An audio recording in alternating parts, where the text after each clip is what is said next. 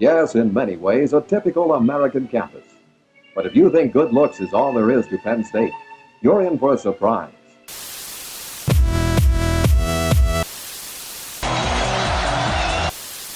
For the glory of old state.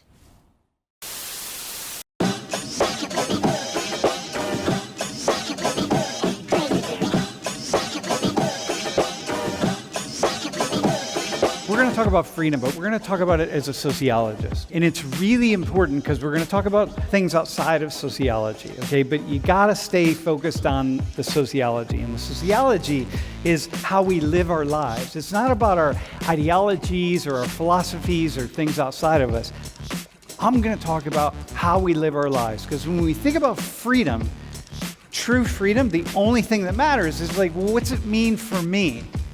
What's it mean for me on a day-to-day basis? So like the things I want to do, can I do all of the things that I want to do?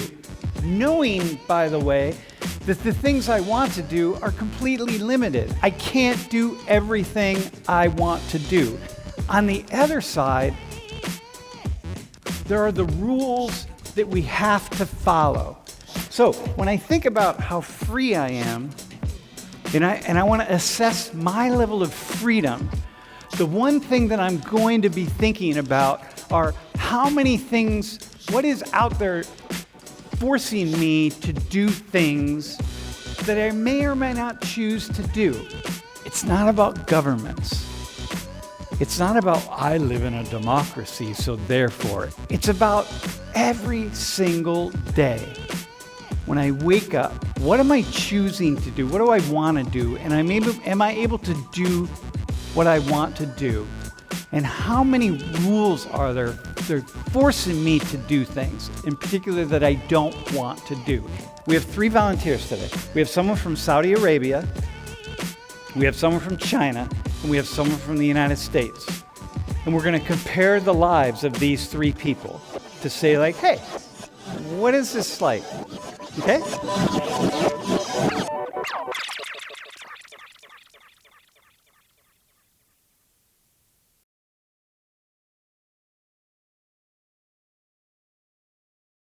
So I got a question with living under a king. Do you trust him? Hang on, I'm just going to change that to a different, how much do you trust him? Yeah, it's better. Okay, yeah, it's open-ended. Great question. I think I trust him like enough. Like I feel like since all the kings and the princes like before him, they were all like doing good. So like I trust the other people coming after him. Wait, hang on a second though. No, hang on, I'm going to speak as a sociologist, right? They did a lot of really terrible things, okay? And they did some good things because they're human beings, right? They're government. I mean, it's the same thing. Like I don't know, like from my point of view, I've never like I haven't been in the past, so I've never like seen how the other kings like have done, other than King Abdulaziz. So like I don't know, like if they're like mostly they're good, based on like my knowledge and so far. But I don't know like what's going to happen in the future, so I don't. Okay, but mostly so you have the same perception as most people. It's like do you really know what they're doing in Washington, in the hallowed halls of Congress, or the governor in the state house in Pennsylvania? Like, do you have any idea what really goes on there, like behind the scenes? What goes on, dude? I don't know. Oh, you don't know? Yeah, so you don't know either. You don't really know. You just know, like, okay. Do you know how much corruption there is? Not definitely. That's kind of a vague question for me. Okay. As a 21-year-old college student. Okay. You just said, like, yeah, I just am operating with the idea that they do good stuff, like, because your country's doing pretty well. Like so far, I think it's doing very good. Like a lot of improvements and like updates are happening in Saudi Arabia, which is good. And they have also the 2030 vision. Like for example, the line, the thing that they're gonna like build, which is like so much faster, like going from like 5 minutes going to like everywhere, like, where you want, and like for example, theaters. We didn't have theaters like maybe 5-6 years ago, women were not driving. Mm-hmm. So things are moving, things are progressing, and you like, okay. Did you have another question for her? Is Saudi a theocracy, a government led by a religious? Yes, it's based on the Quran. Okay. Does that help you trust the government more or less? Like, does that help you? Your government and your ideas are built around the Holy Quran. How much does that help you to say, like, okay, we're established in something? I think like it makes us like trust it more, since like it's the holy book. Yeah. Like there's of course like nothing's wrong with it. So, but like we don't know. Like maybe depending on the people, like the religious people, like how they view the religion and their opinion. How they interpret the Quran. So you hope they get it right, or you hope they do so. Okay, I got you. All right. So you sound like the average American, you know? I mean, this just sounds like what Americans would say about trust and about, I mostly trust the government, or I don't. Or, I don't know. Bro, do you have a question for him? I don't know if he'll be able to answer it openly. But that idea of living in a surveillance state, how much does that change how you interact outside? Dude. Yeah, that's what the whole world wants to know, bro. You're walking down the street. Honestly, like, not much. It's still basically the same. Like, nowadays, like, everyone has a phone. They can record you if you are doing something that's strange or whatever. Like, if you're here in the U.S., if someone's trying to steal something or whatever, like, people will just record them. It's the same thing as the surveillance. It's just surveillance fixed over there. Mm-hmm. And like in China, I can still go do whatever I want as long as it's not illegal on the street.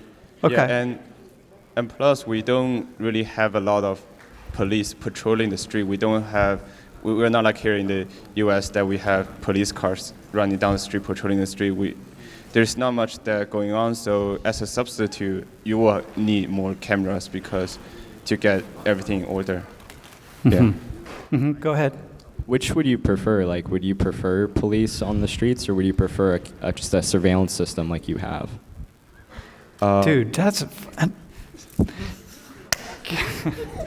I think that... Okay, I have a good answer for this, but... So I think it depends. For the most part, I don't really care. It's almost the same. But for driving, I prefer here more. Because you like to speed? Not that I like to speed, but you have the option to speed and not get a ticket. but like, yeah. And there's options where some traffic laws, like, wait, you can bro, talk to the... Hang on, man. Are you one of those Chinese kids with the Ferraris? No. All right. See, All right. Okay. I've done a CAS class before. I've done one of those CAS class before, and in one of my speech, I said I'm not a typical rich Chinese international kid with a Ferrari or Lamborghini over here. I have a car. It works. All right. Okay. So that's the much of my concern. So. All right. Okay. By the way, are there any Chinese kids with one of those cars? Can you just let me drive it someday? All right. I really like someone. to drive it. You know someone? A bunch, yeah. Do? Can we hook me up? I just want to drive one. All right. I promise I won't wreck it. All right. So listen. Okay. So bro, you had what do you make of his answer? I think it's interesting. I think I would prefer the way it is in America. I mean, obviously that's coming from not experienced your culture and the way it is over there. But the idea of having actual people that you're interacting with, other than machines and systems, I would prefer that. So I want to give an example, a story. All right, so we have this traffic camera that monitors you, like if you have your seatbelts on, if you have your head out of the window, right?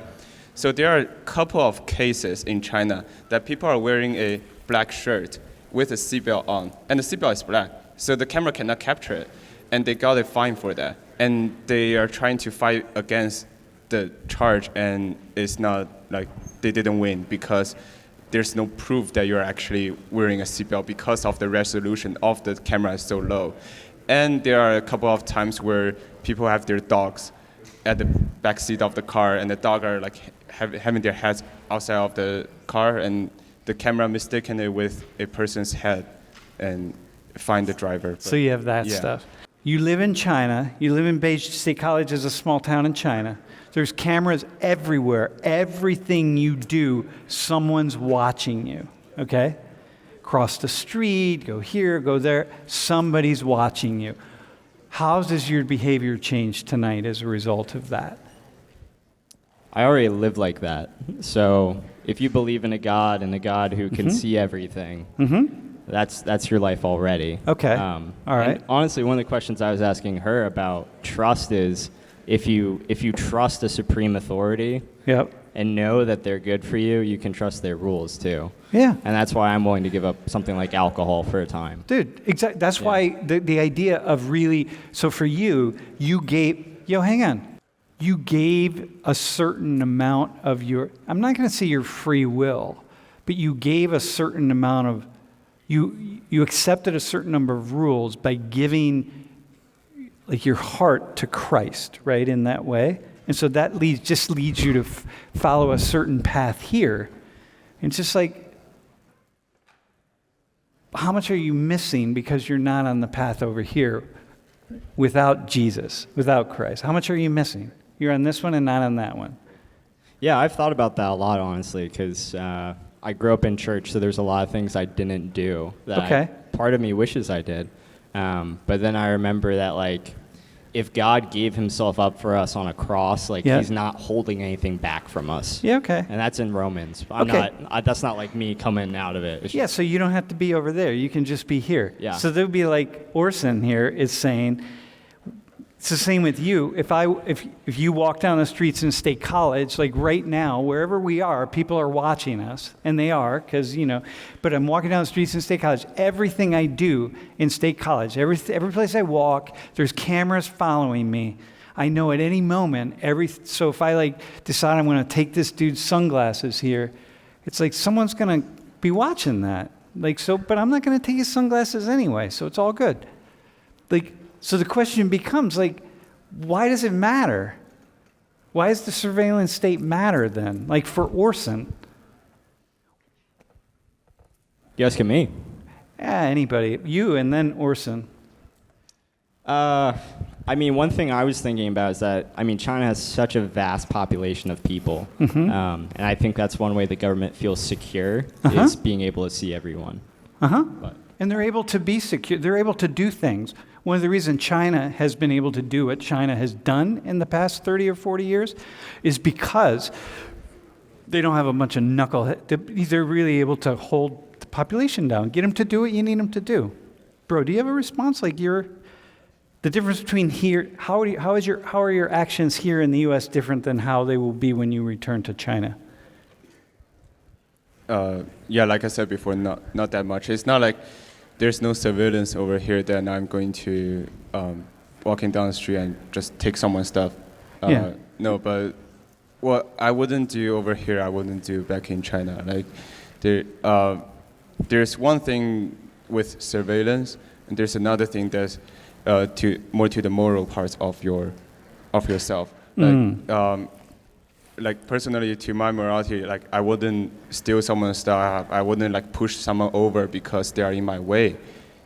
And just personally thinking that, all of my actions will have a consequence at some time. So I wouldn't be doing that because there will be some negative consequences.